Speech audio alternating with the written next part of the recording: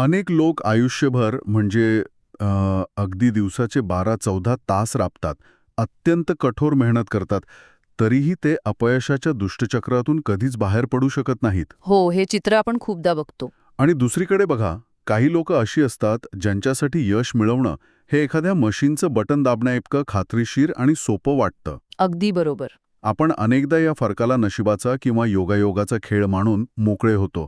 पण आजच्या या सखोल विश्लेषणात आपण एका अशा स्रोताची माहिती घेणार आहोत जो या संपूर्ण समजुतीलाच मुळातून धक्का देतो. नक्कीच. आजचा आपला विषय आहे डब्ल्यू क्लिमेंट स्टोन यांच्या the success system that never fails या पुस्तकातील नोंदी. हो, या पुस्तकाचा मूळ दावा हा आहे की यश मिळवणं ही कोणतीही गूढ कला नसून ती गणिताच्या सूत्रासारखी एक अचूक प्रणाली आहे. म्हणजे एक सिस्टीम आहे जी कधीच फेल होत नाही. खरं तर या पुस्तकाचा जो मूळ गाभा आहे ना, तो मानवी यशाकडे एक वैज्ञानिक प्रक्रिया म्हणून पाहतो. म्हणजे एखाद्या यंत्रासारखं. हो, अगदी तसंच. जेव्हा एखादे इंजिन काम करत नाही, तेव्हा आपण इंजिनाला दोष देत नाही किंवा आज इंजिनाचा दिवस वाईट आहे असं आपण कधीच म्हणत नाही. बरोबर आहे. आपण मेकॅनिककडे जातो. अगदी. आपण इंजिनचं सुटे भाग तपासतो, कुठे इंधन कमी पडतंय, कोणता भाग गंजला आहे, हे आपण पाहतो. मानवी यशाचंही अगदी तसंच आहे. ही सिस्टेम काही विशिष्ट तत्वांवर उभी आहे.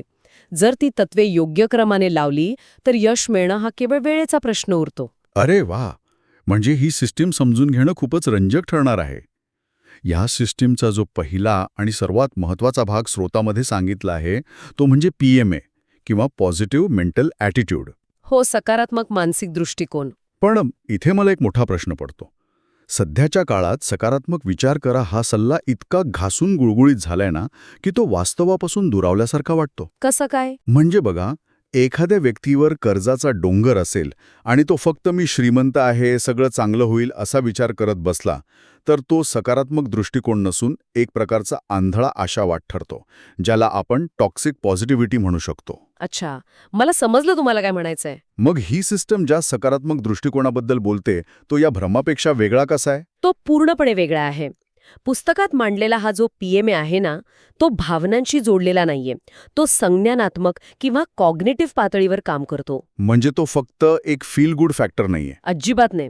जेव्हा एखादं मोठं संकट येतं ना, तेव्हा मानवी मेंदूतील अमिगडाला हा भाग सक्रिय होतो, जो आपल्याला भीती आणि धोक्याची जाणीव निर्माण करून देतो. ओके. अशा वेळी नकारात्मक दृष्टिकोन असलेला माणूस हे माझ्यासोबतच का घडलं ह्या विचारात अडकतो. तो परिस्थितीला एक वैयक्तिक हल्ला मानतो.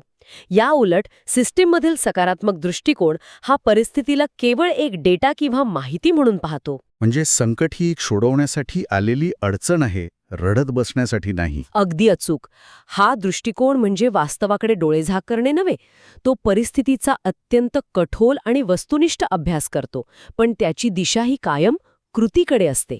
कृतीकडे असते म्हणजे नेमकं कसं? म्हणजे बघा, माझ्यावर 10 लाखांचं कर्ज आहे हे वास्तव आहे. आता या वास्तवातून बाहेर पडण्यासाठी माझ्याकडे कोणते मार्ग उपलब्ध आहेत हा विचार म्हणजे खऱ्या अर्थाने सकारात्मक दृष्टिकोन. अच्छा. हा दृष्टिकोन मेंदूच्या प्री फ्रंटल कॉर्टेक्सला चालना देतो. हा तो भाग आहे जो लॉजिक आणि समस्या सोडवण्याचं काम करतो. त्यामुळे सकारात्मक दृष्टिकोन हा एक जाणीवपूर्वक घेतलेला निर्णय आहे, जो मेंदूला पॅनिक मोडमधून काढून प्रॉब्लेम सॉल्व्हिंग मोडमध्ये आणतो. बरोबर, अगदी बरोबर. तो या संपूर्ण सिस्टीमचा ऑपरेटिंग प्रोग्राम आहे असं म्हणता येईल. हा, ऑपरेटिंग प्रोग्राम समजून घेणं खूप गरजेचं आहे. कारण नुसती ऊर्जा असून चालत नाही. समजा आपण मेंदूला प्रॉब्लेम सॉल्व्हिंग मोडमध्ये आणलं तरी तो प्रॉब्लेम सोडवायचा कोणताही निश्चित असावं लागतं. हो, दिशा तर हवीच. आणि इथेच या सिस्टमचा दुसरा टप्पा येतो, डेफिनेट पर्पज किंवा निश्चित ध्येय. आपण अनेकदा पाहतो की लोक म्हणतात मला आयुष्यात यशस्वी व्हायचंय किंवा मला खूप पैसे कमवायचेत. हो, ही खूप कॉमन ध्येय आहेत. पण स्रोतांनुसार ही ध्येय पूर्णपणे चुकीची आणि निरुपयोगी आहेत. यामागे नक्की काय कारण असावं? स्पष्ट ध्येय नसणे हे इतकं घातक काय? कारण अस्पष्ट ध्येय ही मानवी मेंदूचा कार्यप्रणालीला समजण्यापलीकडची असतात. आपल्या मेंदूत रेटिक्युलर ॲक्टिव्हेटिंग सिस्टम म्हणजेच RAS नावाचा एक भाग असतो. RAS? हो. हा भाग आपल्या आजूबाजूच्या वातावरणातून येणाऱ्या अब्जावधी माहितीच्या तुकड्यांमधून फक्त तीच माहिती गाळून आपल्या जाणीवेपर्यंत पोचवतो जी आपल्यासाठी महत्वाची असते. अच्छा, म्हणजे एका फिल्टरसारखं काम करतो. त्यामुळे हा RAS कोणतीही विशिष्ट माहिती शोधत नाही. म्हणजे जर ध्येय असं असेल की मला येत्या डिसेंबरपर्यंत व्यवसायातून 15 लाख रुपये कमवायचे आहेत, तर हे मोजता येण्यासारखं झालं. मग मेंदू वेगळ्या पद्धतीने काम करतो. नक्कीच करतो. जेव्हा ध्येय इतकं अचूक असतं तेव्हा हा फिल्टर अत्यंत शक्तिशाली होतो. तो आजूबाजूच्या लोकांमधून, बातम्यांमधून किंवा इंटरनेटवरील माहितीमधून अशा संधी शोधून काढतो ज्या त्या 15 लाखांच्या टार्गेटशी सुसंगत आहेत. अरे वा. या संधी आधीही तिथेच असतात, पण ध्येय स्पष्ट नसल्यामुळे ते आपल्याला अदृश्य वाटत असतात. स्पष्ट ध्येय हे मेंदूला दिलेलं एक अचूक टार्गेट आहे. पण इथे एक मानसशास्त्रीय अडचण येते. ती कोणती? जर स्पष्ट आणि मोजता येण्यासारखी ध्येय ठेवणे इतके फायदेशीर आहे, तर बहुतांश लोक अशी ध्येय का ठरवत नाहीत? मला वाटतं यामागे एक अत्यंत मोठी भीती लपलेली असते. अपयशाची भीती. ना भरानंतर काहीच फरक पडला नाही, तरी मी स्वतःला मी प्रयत्न करतोय असं सांगून समाधानी ठेवू शकतो. बरोबर. पण जर ध्येय 2 किलो वजन कमी करणे असं अचूक असेल आणि ते साध्य झालं नाही, तर ते एक स्पष्ट अपयश ठरतं. निश्चित ध्येय माणसाला अकाउंटेबल किंवा जबाबदार बनवतं. ती मोजमाप होण्याची भीतीच लोकांना स्पष्ट ध्येय ठरवण्यापासून रोखत असावी. हे 100% खरंय. अस्पष्ट ध्येय असण्यामागे एक सुरक्षिततेची भावना असते, जी मानवी अहंकाराला जपत असते. पण या यशाच्या सिस्टममध्ये अहंकाराला अजिबात जागा नाही. म्हणजे सत्य स्वीकारावंच लागतं. हो ना? जेव्हा ध्येय निश्चित असतं, तेव्हा ते माणसाला सत्याचा सामना करायला लावतं. जर अपेक्षित निकाल आला नाही, तर ती सिस्टममधील त्रुटी मानून सुधारणा करावी लागते. ही जी अकाउंटेबिलिटी आहे ना, तीच खऱ्या प्रगतीचा वेग वाढवते. जोपर्यंत आपण मोजमाप करायला घाबरत राहतो, तोपर्यंत यशाची प्रक्रिया सुरूच होऊ शकत नाही. हे खरंच खूप विचार करायला लावणारं आहे. नक्कीच. आता बघा, आपल्याकडे मेंदूचा योग्य दृष्टिकोन आलाय आणि रडारवर एक स्पष्ट टार्गेट सुद्धा आहे. पण त्या दिशेने प्रत्यक्ष प्रवास कसा करायचा? त्यासाठी कृतीची गरज आहे. हो, आणि स्रोतांमध्ये यशाचा वेग वाढवणारं एक अत्यंत महत्त्वाचं तत्त्व सांगितलं आहे, गोईंग दी एक्स्ट्रा माईल किंवा अतिरिक्त प्रयत्न करणे. म्हणजे जे अपेक्षित आहे, ज्याचे पैसे मिळत आहेत, त्यापेक्षा जास्त काम करणे आणि जास्त व्हॅल्यू देणे. बरोबर. पण आधुनिक कॉर्पोरेट जगात एक वेगळीच समस्या आहे. जिथे बर्नआउट किंवा मानसिक आणि शारीरिक थकवा येण्याची मोठी साथ आली आहे, तिथे या अतिरिक्त प्रयत्नांच्या तत्वाला कसं पाहावं? हा खूप महत्वाचा मुद्दा आहे. कारण अनेकदा जास्त काम करणाऱ्या कर्मचाऱ्याला केवळ जास्त कामाचाच मोबदला मिळतो. म्हणजे शेवटी तो शोषणाचा बळी ठरतो. हा एक विरोधाभास वाटतो मला. हा विरोधाभास थोडा वरवरचा आहे. कारण गोईंग दी एक्स्ट्रा माईल या संकल्पनेचा अर्थच चुकीच्या पद्धतीने घेतला जातो. अतिरिक्त प्रयत्न करणे म्हणजे कॉर्पोरेट जगातील ओव्हरवर्क किंवा वेडबिगारी करणे नव्हे. म्हणजे दिवसाचे 18 तास काम करणं अपेक्षित नाहीये. अजिबात नाही. स्वतःचे शारीरिक आणि मानसिक आरोग्य धोक्यात घालणे याला ही सिस्टम यश मानतच नाही. इथे लक्ष वेळेवर नसून मूल्यवर्धनावर किंवा व्हॅल्यू ॲडिशनवर आहे. मग हे मूल्यवर्धन नक्की कसं मोजायचं? अतिरिक्त वेळेचा आणि अतिरिक्त मूल्याचा मेळ कसा घालायचा? याला अर्थशास्त्राच्या परिभाषेत असिमेट्रिक रिटर्न्स किंवा असममित परतावा म्हणता येईल. अच्छा, म्हणजे जेव्हा एखादं विशिष्ट काम दिलं जातं तेव्हा ते फक्त पूर्ण न करता त्यात स्वतःची अशी कोणती कल्पकता टाकता येईल ज्यामुळे त्या कामाचा दर्जा अनपेक्षितरित्या उंचावेल याचा विचार करणे. ओके. जर तुम्ही एखाद्या सॉफ्टवेअर कंपनीत कोडिंग करत असाल तर फक्त दिलेला कोड लिहिणे हे तुमचं काम आहे. पण फावल्या वेळात त्या कोडची कार्यक्षमता वाढवण्यासाठी नवीन टूल्स शिकणे आणि ती वापरणे हा अतिरिक्त प्रयत्न आहे. अरे वा. म्हणजे हे आपण कंपनीसाठी नाही करत आहोत. नाही, हा प्रयत्न तुम्ही कंपनीसाठी करत नसता, तो तुम्ही स्वतःच्या ह्युमन कॅपिटलमध्ये केलेली गुंतवणूक असते. म्हणजे हा जो एक्स्ट्रा माईल आहे, तो दुसऱ्या कोणाला खुश करण्यासाठी नसून स्वतःची अपरिहार्यता किंवा व्हॅल्यू वाढवण्यासाठी आहे. अगदी बरोबर. जेव्हा तुमच्या कामात सातत्याने अतिरिक्त मूल्य असतं, तेव्हा बाजारपेठ आणि आजूबाजूचे लोक तुम्हाला गृहीत धरणं सोडून देतात. तुमचे स्किल्स इतके धारदार होतात की तुमची किंमत आपोआप वाढते. म्हणूनच सूत्र सांगतं की एक्स्ट्रा एफर्ट बरोबर एक्स्ट्रा रिझल्ट्स. हो, सुरुवातीला या अतिरिक्त प्रयत्नांचा मोबदला लगेच मिळत नाही आणि तिथेच अनेक लोक थांबतात. पण दीर्घकाळात हेच प्रयत्न चक्रवाढ व्याजासारखे म्हणजे कंपाऊंड इंटरेस्टसारखे परतावा देतात. कंपाऊंड इंटरेस्टचा हा मुद्दा खूप महत्त्वाचा आहे, कारण ते एका रात्रीत मिळत नाही. आणि तिथेच या सिस्टमचा चौथा स्तंभ उभा राहतो, सेल्फ डिसिप्लिन किंवा स्वयंशिस्त. हो, शिस्तीशिवाय पर्याय नाही. आपण नववर्षाचा संकल्प करतो. पहिल्या आठवड्यात अगदी एक्स्ट्रा माईल जातो, सकाळी लवकर उठतो, पण आठवडाभरानंतर ती प्रेरणा कुठेतरी हरवून जाते. आणि आपण पुन्हा काम पुढे ढकलण्याच्या सवयीकडे वळतो. हो, मोटिवेशन किंवा प्रेरणा ही एखाद्या ठिणगीसारखी असते, जी सुरुवातीला काम करते, पण तिला दीर्घकाळ टिकवण्यासाठी शिस्तीची गरज असतेच.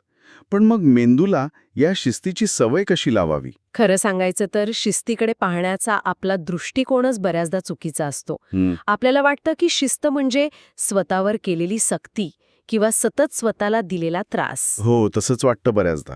पण न्यूरोसायन्सच्या दृष्टिकोनातून पाहिलं तर काम पुढे ढकलणे किंवा प्रोक्रॅस्टिनेशन हा आळशीपणा नसून तो मेंदूचा ऊर्जा वाचवण्याचा एक नैसर्गिक कल आहे. ऊर्जा वाचवण्याचा? हो, मानवी मेंदू नेहमी अशा मार्गाचा शोध घेतो जिथे कमीत कमी कॅलरीज खर्च होतील. नवीन किंवा कठीण काम करताना मेंदूच्या प्री फ्रंटल कॉर्टेक्सला खूप ऊर्जा लागते. त्यामुळे मेंदू तो निर्णय पुढे ढकलतो आणि आराम शोधतो. अच्छा, मग या नैसर्गिक रचनेवर मात कशी करायची? जर मेंदूच ऊर्जा वाचवण्याचा प्रयत्न करत असेल, तर रोज तीच कठीण कामं करण्याची शिस्त कशी विकसित होणार? तिथेच सवयींचं विज्ञान कामाला येते. शिस्तीचा मूळ उद्देश हाच आहे की वारंवार केल्या जाणाऱ्या कृती प्री फ्रंटल कॉर्टेक्समधनं हलवून मेंदूच्या बेसल गँग्लिया या भागात पाठवणे. Basal ganglia? हो, हा मेंदूचा असा भाग आहे जो सवयी साठवून ठेवतो आणि त्यासाठी अत्यंत कमी ऊर्जा लागते. जेव्हा एखादी कृती रोज एकाच वेळी न चुकता केली जाते तेव्हा ती हळूहळू स्वयंचलित किंवा ऑटोमेटेड होते. म्हणजे रोज सकाळी उठून दात घासण्यासाठी आपल्याला कोणत्याही मोटिवेशनची गरज लागत नाही, कारण ती सवय तिथे कोरली गेली आहे. अगदी बरोबर. स्वयंशिस्त ही मेंदूला स्वयंचलित करण्याच्या प्रक्रियेचा काळ आहे. जेव्हा मन सांगत असतं की हे काम उद्या करूया, तेव्हा जाणीवपूर्वक नाही आत्ताच करूया हा निर्णय घेणं सुरुवातीला खूप कठीण असतं. कारण त्याला ऊर्जा लागते. हो, पण एकदा का त्या छोट्या निर्णयांची सवय झाली की शिस्त ही सक्ती न राहता स्वभाव बनतो. सिस्टीम ह्याच छोट्या छोट्या सवयींवर नियंत्रण मिळवण्यावर भर देते. हे खूपच तर्कशुद्ध वाटतं. म्हणजे दृष्टिकोन बदलला, ध्येय निश्चित केलं, कामात व्हॅल्यू वाढवली आणि हे सर्व रोज करण्याची शिस्तही लावली. हो, इथपर्यंतचा प्रवास क्लिअर आहे. पण तरीही वास्तव जगात हे सगळे नियम पाळूनही एक गोष्ट कधी ना कधी समोर येतेच, आणि ती म्हणजे अपयश. ते तर येणारच. मग ही अचूक मानली जाणारी यशाची सिस्टम अपयशाला कसा हाताळते? सामान्य जगात आपण अपयशाला एका अंतासारखं पाहतो. सगळंच संपलं असं वाटतं. पण या सिस्टीममध्ये अपयश ही एक अत्यंत सामान्य आणि आवश्यक घटना आहे. सिस्टीमनुसार अपयश हा शेवट नाही, तर तो प्रक्रियेकडून मिळालेला एक फीडबॅक आहे. हा फीडबॅक लूप मला आपल्या गाडीतील GPS सिस्टम सारखा वाटतो. कसं काय? समजा आपण एका अनोळखी शहरात गाडी चालवतोय आणि चुकून चुकीच्या रस्त्याला वळलो, तर GPS सिस्टम आपल्यावर चिडत नाही. हो ना? ती असं म्हणत नाही की तू हरवलास, आता मी काम करणार नाही. ती सिस्टम अत्यंत शांतपणे रिराउटिंग करते, नवीन अक्षांश रेखांश घेते आणि तिथे पोहोचण्याचा एक नवा मार्ग शोधून काढते. मग माणसाचा अंतर्गत GPS अपयश आलं की असंच रिराउट का करत नाही? खूप छान उदाहरण दिलं. याचं कारण म्हणजे मानवी भावनेचा त्यात अडथळा येतो. आपण अपयशाला आपल्या ओळखीशी जोडून घेतो. एखादं काम फसलं की आपण मीच अपयशी आहे असा विचार करतो. म्हणजे इगो दुखावतो. हो, पण स्त्रोतांमध्ये फेल या शब्दाचा अत्यंत व्यावहारिक अर्थ सांगितला आहे. First attempt in learning. म्हणजे शिकण्याचा पहिला प्रयत्न. अच्छा, जेव्हा अपयश येतं तेव्हा सुरुवातीला आलेला सकारात्मक दृष्टिकोन कामाला येतो. तो आपल्याला अपयशाला वैयक्तिक न घेता केवळ डेटा म्हणून पाहण्यास शिकवतो. म्हणजे भावना बाजूला ठेवायच्या. हो, शास्त्रज्ञ जेव्हा प्रयोग करतो आणि तो फसतो तेव्हा तो प्रयोग फसला असं मानतो. तो स्वतःला अपयशी मानत नाही. तो नोंदवतो की हा फॉर्म्युला काम करत नाहीये, आता दुसरा वापरून पाहूया. अपयशातून भावनेला वजा करणं आणि फक्त माहिती गोळा करणं हे खरंच क्रांतिकारी आहे. यामुळे अपयशाची भीतीच संपून जाईल. नक्कीच. पण हा सगळा प्रवास कितीही शिस्त असली किंवा फीडबॅक लूप असला तरी एकट्याने पूर्ण करणं खूप थकवणारं असू शकतं. हो, एकट्याने जाणं कठीण आहे. आणि इथेच या सिस्टमचा एक अत्यंत कळीचा आणि अंतिम टप्पा समोर येतो, ज्याला मास्टरमाइंड तत्व असं म्हटले आहे. सोप्या भाषेत सांगायचं तर योग्य लोकांच्या सहवासात आणि मार्गदर्शनाखाली काम करणे. बरोबर. पण मला हा मुद्दा थोडा गुंतागुंतीचा वाटतो. गुंतागुंतीचा का वाटतो? कारण यात प्रिव्हिलेज किंवा विशेषाधिकाराचा प्रश्न येतो. जर एखादी व्यक्ती अत्यंत सामान्य परिस्थितीतून येत असेल, समजा ती अशा ग्रामीण भागात राहते जिथे आजूबाजूला कोणतेही मोठे व्यावसायिक नाहीत, ओके. तिथे कोणी मेंटर्स नाहीत किंवा सकारात्मक विचारांचे लोकच नसतील, तर त्यांनी हा मास्टरमाइंड कसा तयार करावा? त्यांच्यासाठी तर ही सिस्टीम इथेच थांबते ना. वरवर पाहता हा आक्षेप योग्य वाटतो, पण मास्टरमाइंड या संकल्पनेचा अर्थ फक्त शारीरिकदृष्ट्या एकत्र असलेले, सूटबूट घातलेले, यशस्वी लोकांचे गट असा अजिबात होत नाही. मग काय अर्थ आहे याचा? मास्टरमाइंड म्हणजे विचारांची आणि ऊर्जेची देवाणघेवाण. जर तुमच्या आजूबाजूला भौतिक जगात योग्य लोक नसतील, तर आजच्या तंत्रज्ञानाच्या युगात मास्टरमाइंड तयार करणं सर्वात सोपं झालंय. म्हणजे प्रत्यक्ष व्यक्ती नसूनही आपण त्यांच्या नेटवर्कचा भाग होऊ शकतो. नक्कीच. पुस्तके, ऑडिओ डॉक्युमेंटरीज किंवा प्रदीर्घ मुलाखती हे तुमचे पहिले मेंटॉर्स असू शकतात. जेव्हा तुम्ही एखादं अत्यंत प्रभावशाली पुस्तक वाचता, तेव्हा तुम्ही लेखकाच्या अनुभवांशी आणि त्याच्या जीवनभराच्या ज्ञानाशी जोडले जाता. अरे वा. ते विचारच तुमचा मास्टरमाइंड बनतात. याशिवाय समान ध्येय आणि सकारात्मक दृष्टिकोन असणाऱ्या तुमच्यासारख्याच 2-3 व्यक्ती एकत्र येऊनही एक उत्तम मास्टरमाइंड सिस्टम तयार करू शकतात. म्हणजे अगदी मित्रमैत्रिणी मिळून. हो. समजा तुम्ही स्पर्धा परीक्षेची तयारी करत आहात आणि ग्रामीण भागात आहात, तर तुमच्यासारखेच प्रामाणिक प्रयत्न करणारे तुमचे 2 मित्र ज्यांच्यासोबत तुम्ही अभ्यासाची रणनीती ठरवता, तो तुमचा मास्टरमाइंडच आहे. म्हणजे बाह्य परिस्थिती किंवा लोकेशन हा मास्टरमाइंडसाठी अडथळा ठरू शकत नाही. नेटवर्क म्हणजे फक्त ओळखी वाढवणे नव्हे, तर तुमच्या ध्येयाला पूरक असलेल्या विचारांच्या फ्रिक्वेन्सीशी स्वतःला जोडणे. अगदी तंतोतंत. जेव्हा अशी समविचारी आणि सकारात्मक मेंदू एकाच ध्येयासाठी एकत्र विचार करतात, तेव्हा त्यांची सामूहिक बौद्धिक क्षमता ही एकट्या व्यक्तीपेक्षा कितीतरी पटीने जास्त असते. म्हणजे 1+1 11 होतात. बरोबर. हे एखाद्या कॉम्प्युटर सिस्टीमला अतिरिक्त प्रोसेसिंग पॉवर जोडण्यासारखं आहे. अपयशाच्या वेळेस सावरून घेण्यासाठी आणि प्रगतीचा वेग वाढवण्यासाठी हा बाह्य पाठिंबा सिस्टीमला सुरक्षित ठेवतो. खूपच छान. तर आता आपण आजच्या या अत्यंत कुतूहलवर्धक चर्चेच्या शेवटाकडे आलो आहोत. आज आपण ज्या स्रोतांवर चर्चा केली त्यातून एक गोष्ट सूर्यप्रकाशा इतकी स्पष्ट होते. ती कोणती? यश हे आकाशातून पडणारं कोणतंही फळ नाही आणि ते केवळ नशिबावर अवलंबून असणारं जुगार तर मुळीच नाही. हो, ती एक अत्यंत पारदर्शक आणि वैज्ञानिक सिस्टम आहे. एक अशी प्रणाली जिचे सुटे भाग आपण आज उलगडले. म्हणजे परिस्थितीला प्रतिसाद देणारा संज्ञानात्मक दृष्टिकोन. बरोबर. आणि मेंदूच्या रडारला दिशा देणारे निश्चित मोजमापाचे ध्येय. स्वतःची किंमत वाढवणारे अतिरिक्त प्रयत्न. सवयींना स्वयंचलित करणारी स्वयंशिस्त. तसंच अपयशाला केवळ डेटा मानून पुढे जाण्याची क्षमता. आणि शेवटी विचारांची गती वाढवणारा मास्टरमाइंड. जेव्हा हे सर्व भाग योग्य प्रकारे जुळवून एकत्र काम करतात, तेव्हा यशाला निर्माण व्हावंच लागतं. ही केवळ माहिती नाहीये. कोणत्याही क्षेत्रात काम करणाऱ्या प्रत्येकासाठी स्वतःच्या कार्यप्रणालीचं परीक्षण करण्यासाठी असलेली ही एक अत्यंत व्यावहारिक चेकलिस्ट आहे. हो. आणि या सिस्टमचा सर्वात मोठा फायदा हा आहे की ही कोणालाही कोणत्याही टप्प्यावर शिकता येते आणि अंमलात आणता येते. आणि म्हणूनच जाता जाता या सगळ्या चर्चेतून निर्माण होणारा एक अस्वस्थ करणारा पण अत्यंत महत्त्वाचा विचार आपण सर्वांसाठी सोडून जाऊया. कोणता विचार? जर यश मिळवणे ही खरोखरच गणितासारखी एक खात्रीशीर आणि वैज्ञानिक सिस्टीम आहे, तर मग अपयश हे निव्वळ त्या सिस्टमच्या मॅन्युअलकडे जाणीवपूर्वक दुर्लक्ष करण्याचा परिणाम आहे का? हा खरंच विचार करायला लावणारा प्रश्न आहे.